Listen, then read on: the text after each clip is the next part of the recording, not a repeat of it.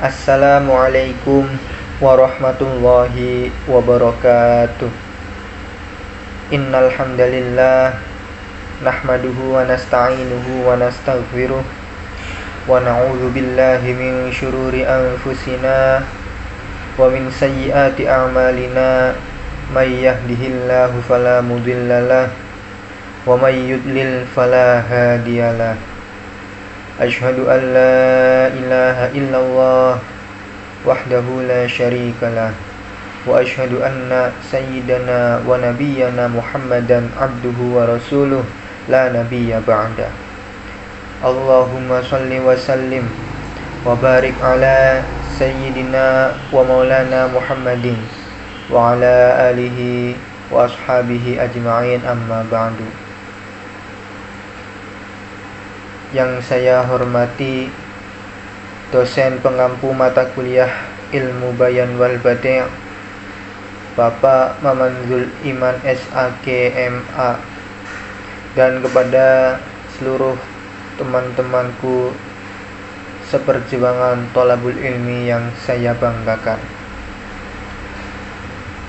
Sebelumnya, perkenalkan, nama saya Azril Muzaffar dari jurusan Pendidikan Bahasa Arab semester 5 kelas B. Di sini akan membahas tentang al-isti'arah tamtsiliyah wal kinayah wa aqsamuha. Baik, kita mulai pembahasan pertama tentang isti'arah tamtsiliyah. Nah, isti'arah menurut bahasa berarti meminta pinjaman. Sedangkan dalam istilah ilmu balaghah, isti'arah adalah ya tashbih hudhiba ahadu tarafaihi fa'alaqatuha al-musyabahah daimah. Isti'arah adalah tashbih yang dibuang salah satu tarafnya, maka alaqah pada isti'arah adalah musyabbahah atau unsur kesamaan selamanya. Nah, itu tadi isti'arah secara bahasa dan isti'arah secara ilmu balaghah. Sedangkan menurut yang dikemukakan oleh Ali Jarim, bahwasanya isti'arah tamtsiliyah adalah susunan kalimat yang digunakan bukan pada tempatnya atau bukan makna aslinya, karena alaqah musyabbahah atau hubungan kesamaan serta ada qarinah atau alasan yang mencegah untuk difahami dengan makna yang asli. Itu menurut Ali Jarim. Tarkibun istumila fi ghairi ma wudi'a lahu li'alaqatil musyabahah ma qarinah mani'ah min iradati ma'nahul asli. Nah, jadi pada intinya yang namanya isti'arah tamtsiliyah itu adalah tashbih tamtsil yang dibuang musyabbahnya. Nah, jadi isti'arah tamtsiliyah ini, sebelum memahami isti'arah tamtsiliyah ini perlu dulu memahami tashbih tamtsil. Nah, ada contoh isti'arah tamtsiliyah. Nah, bisa dilihat di PPT contohnya. Ada saifu ila kirabihi wa halallaitu mani aghabihi.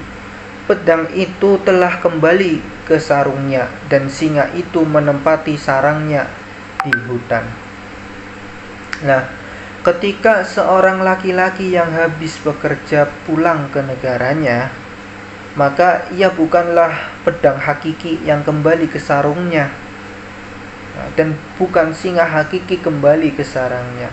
Nah, dengan demikian kedua susunan kalimat itu tidak dipergunakan dalam arti yang hakikat, sehingga kedua kalimat itu adalah majaz. Jadi pedang itu telah kembali ke sarungnya dan singa itu menempati sarungnya di hutan, itu adalah majas, karena bukan makna yang hakiki atau arti yang hakikat. Nah, korinahnya apa? Korinahnya itu haliyah. Hubungan antara kedua makna hakiki dan majazinya adalah musyabbahah atau keserupaan. Kenapa? Karena orang yang pergi jauh dari negaranya untuk bekerja keras dan kembali ke negara-negaranya setelah lama bersusah payah diserupakan dengan pedang yang terhunus dari sarungnya untuk berperang, dan setelah mendapatkan kemenangan ia akan kembali ke sarungnya. Demikian pula singa yang tadi yang menempati sarangnya. Jadi di sini diibaratkan pedang itu telah kembali ke sarungnya. Pedang itu telah kembali ke sarungnya. Orang yang merantau untuk bekerja dari negara kita ke luar negeri kemudian pulang lagi, itu diibaratkan seperti pedang telah kembali ke sarungnya, karena pekerjaan itu butuh perjuangan seperti halnya pedang yang digunakan dalam berperang.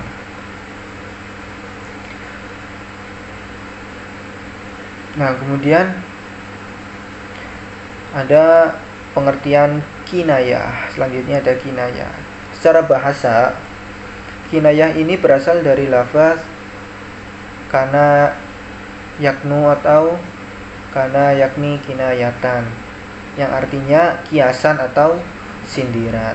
Nah, maksudnya perkataan itu menggunakan bahasa yang tidak jelas sebagai kiasan atau sindiran untuk dimaksudkan pada pengertian yang lain.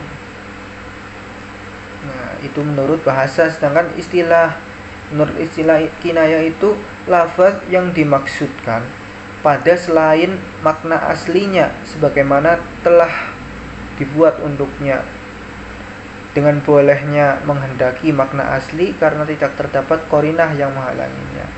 Atau dengan kata lain seperti ini, kinayah itu ungkapan bahasa yang tidak jelas karena menggunakan bahasa kiasan atau sindiran untuk mendapatkan selain makna aslinya.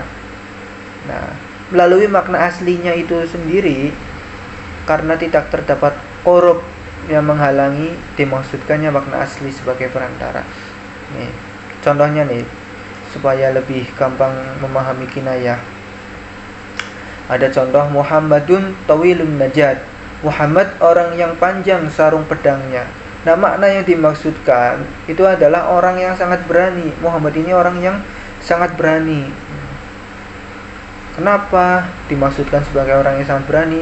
Karena lazimnya setiap orang yang panjang sarung pedangnya dialah orang yang panjang dan tinggi badannya, dan setiap orang yang tinggi badannya adalah orang yang sangat pemberani. Nah, dengan demikian Muhammadun tawilun najat, Muhammad orang yang panjang sarung pedangnya digambarkan sebagai atau dikinayahkan mempunyai makna kinayah, yaitu orang yang tinggi badannya. Dan orang yang tinggi badannya itu diartikan sebagai orang yang pemberani, walaupun si Muhammad ini tidak mempunyai sarung pedang, itu hanya makna kinayah saja. Namun boleh juga makna aslinya ini hanya sebagai perantara. Kemudian ada pembagian kinayah. Yang pertama ada segi makna yang diisyaratkan. Kinayah dari segi makna yang diisyaratkan. Yang pertama ada kinayah ansifah. Kinayah ansifat. Apa itu kinayah ansifah? Kinayah ansifah itu kinayah yang dari sifat. Nah, maksudnya yang disindir itu adalah sifat yang melekat pada sesuatu yang disifati atau mansuf. Nah, kinayah sifat ini dibagi menjadi dua lagi. Yang pertama ada kinayah qoribah, kinayah dekat. Maksudnya kinayah dekat ini kinayah yang perpindahan makna aslinya menuju makna yang dimaksudkan tanpa menggunakan perantara. Contoh, fulanun tawilun najat, fulan orang yang panjang sarung pedangnya. Nah, contoh ini kinayahnya dari sifat yang melekat pada seseorang yang tinggi badannya dan pemberani. seperti contoh yang pertama, contoh yang sebelumnya tadi. Nah, perpindahan makna aslinya yaitu pada orang yang panjang sarung pedangnya menuju makna yang dimaksudkan, yaitu orang yang tinggi badannya dan berani tanpa menggunakan perantara. Nah, jadi langsung yang namanya kinayah dekat itu langsung tanpa bertele-tele, artinya langsung tanpa perantara. Nah, biasanya kan ada orang yang tinggi sarung pedangnya, orang yang panjang sarung pedangnya juga tinggi badannya, dan orang yang tinggi badannya adalah orang yang berani. Kemudian kinayah ba'idah ini kebalikan dari kinayah qoribah. Ini kinayah badi'ah adalah kebalikannya, yaitu kinayah jauh. Nah, perpindahan makna asli menuju makna yang dimaksudkan harus melalui perantara, karena jauhnya makna yang dimaksud dari makna aslinya. Contohnya, fulanun katsirur ramad. Fulan adalah orang yang banyak abunya. Nah, ini merupakan contoh kinayah ba'idah. Kenapa? Sebab fulan adalah orang yang banyak abunya. Orang yang banyak abunya itu seperti apa? Nah, orang yang banyak abunya di sini diartikan sebagai orang dermawan, tapi tidak secara langsung diartikan sebagai orang dermawan, sebab ada sebab-sebab yang lain yang harus dilewati. Misalnya ini, fulan adalah orang yang banyak abunya. Orang yang banyak abunya berarti dia bertanda suka memasak untuk orang lain. Dapurnya selalu kotor, dapurnya selalu hidup untuk memasak demi kebutuhan orang lain. Nah, oleh karena itu, maka di kinayah ba'idah, orang yang gemar memasak otomatis dapurnya banyak abunya. Nah, dari sinilah makanya fulan adalah orang yang banyak abunya itu merupakan kinayah ba'idah yang aslinya maknanya itu adalah dermawan. Fulan adalah orang yang dermawan. Atau bisa dalam arti yang lain, seperti contohnya masih sama, fulan adalah orang yang banyak abunya. Bisa jadi orang yang banyak abunya itu memiliki artinya apa? Yang pertama, perpindahan makna aslinya yaitu maksud dari orang yang banyak abunya, dia banyak tamunya. Nah, orang yang banyak tamunya berarti dia harus memasak di dapur. Orang yang memasak di dapur, dapurnya kotor, banyak abunya. Nah, orang yang banyak abunya ini memiliki makna asli dermawan. Seperti itu. Kemudian kinayah an mausuf. Setelah tadi kinayah an sifat, sekarang kinayah an mausuf, yaitu maksudnya yang disindir adalah sesuatu yang disifati atau mansuf, baik dengan satu sifat atau lebih.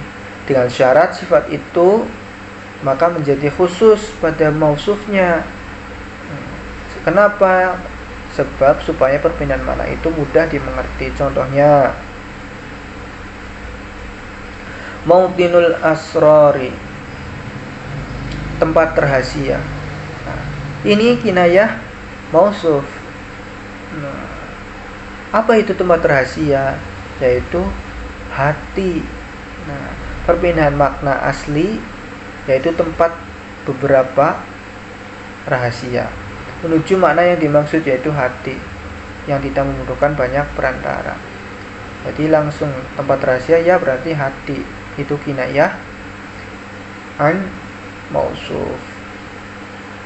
Kemudian yang ketiga ada kinayatun nasbah. Nah, maksudnya kinayah ini bermaksud kinayatun nisbah. Maksudnya kinayah ini bermaksud menisbatkan ada tidaknya sesuatu pada yang lain, baik disebut yang dinisbatkan atau tidak. Contohnya, khairun nas man yanfa'uhum, sebaik-baik manusia adalah yang bermanfaat bagi orang banyak. Nah, contoh ini sebagai kinayah dari tidak terdapatnya kebaikan bagi orang yang tidak bermanfaat untuk orang banyak. Nah, jadi untuk menisbatkan saja, sebaik-baik manusia adalah yang bermanfaat bagi orang banyak.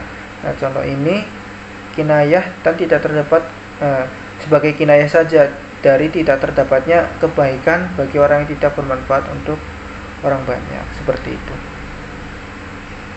Kemudian dilihat dari segi perantara atau media atau kelazimannya, kinayah terbagi menjadi 4. Yang pertama ta'rid. Ta'rid itu perkataan untuk menunjukkan suatu makna yang tidak disebutkan atau tidak terang maksudnya. Seorang muslim yang sebenarnya adalah yang tidak mengganggu muslim yang lainnya dengan lisan dan tangannya. Nah, contoh ini mengisyaratkan tiadanya sifat Islam dari orang yang menyakiti. Nah, orang muslim yang menyakiti sesama muslim itu diisyaratkan seperti contoh ini. Seorang muslim yang sebenarnya adalah yang tidak mengganggu muslim yang lainnya dengan lisan dan tangannya. Nah, berarti seorang muslim yang mengganggu muslim yang lainnya baik dengan lisannya ataupun tangannya, berarti dia orang Islam yang menyakiti. Kemudian ada talwih. Talwih itu kinayah yang diantara mukannabih dan mukanna anhunya terdapat media atau perantara yang banyak. Contohnya bisa dilihat di PPT, wa ma yaku fiyya min ghaibin fa inni jabanul kalbi mahzulul fasili, dan cacat tidak terdapat padaku karena sesungguhnya aku adalah orang yang takut-takut anjingnya dan kurus anak untanya. Nah, kata-kata jabanul kalb, orang yang takut anjing-anjingnya, dan kata-kata kurus anak untanya atau mahzulul fasil. Nah, itu sebagai kinayah dari orang yang dermawan. Tapi kinayah itu membutuhkan banyak perantara. Nah, bahwa orang yang takut anjingnya berarti orang yang banyak tamunya, dan orang yang banyak tamunya berarti orang yang dermawan. Sedangkan orang yang kurus anak untanya karena ibunya disembelih untuk menjauh para tamu. Nah, berarti maksud dari contoh talwih ini berarti adalah orang yang dermawan. Nah, orang yang takut anjing-anjingnya maksudnya apa artinya? Maksudnya orang yang takut anjingnya itu orang yang banyak tamunya. Orang yang banyak tamunya berarti orang yang dermawan. Nah, kemudian kurus anak untanya maksudnya apa? Maksudnya anak kurus untanya sebab ibunya itu disembelih untuk menjamu para tamu. Berarti tamunya itu banyak orangnya. Nah, orang yang banyak tamunya berarti orang yang dermawan. Seperti itu. Kaitannya seperti itu. Kemudian yang ketiga ada romz, yaitu kinayah yang diantara mukannabih dan mukanna anhunya terdapat sedikit media atau perantara. Contohnya, fulanun aridul qafa wa aridul wisadah, si fulan lebar tengkuknya dan lebar bantalnya. Nah, perkataan ini sebagai kinayah tentang kebodohannya yang hanya dibutuhkan sedikit perantara untuk sampai pada pengertian yang dimaksud atau pengertian aslinya. Nah, bahwa orang yang lebar bantalnya berarti orang tersebut senang tidur. Orang yang senang tidur berarti tidak suka berpikir, dan orang yang tidak suka berpikir adalah orang yang bodoh. Seperti itu. Kemudian ada al-ima awil isyarah. Ima atau isyarah, yaitu kinayah yang di antara mukannabih dan mukana anhunya tidak banyak terdapat media atau perantara dan tidak samar. Contohnya, maka ia membolak-balikan kedua telapak tangannya terhadap apa yang ia infakkan, sedangkan telapak tangannya itu kosong. Bisa dilihat contohnya di PPT itu. Nah, pada lafaz tersebut,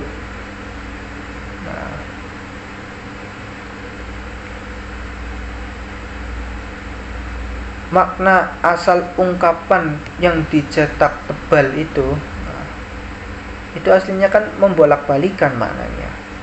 Membolak-balikan kedua telapak tangannya. Nah, ungkapan ini merupakan ungkapan kinayah yang maksudnya menyesal. Jadi menyesal. Makna aslinya adalah makna ungkapan tersebut, makna ungkapan kalimat yang dicetak tebal itu membolak-balikan kedua telapak tangannya. Nah, ungkapan ini merupakan ungkapan kinayah yang maksudnya menyesal. Wallahu a'lam bishawab. Mungkin itu saja yang dapat saya sampaikan, kurang dan kurangnya saya mohon maaf. Wallahul muwaffiq ila aqwamit thoriq. Wassalamualaikum warahmatullahi wabarakatuh.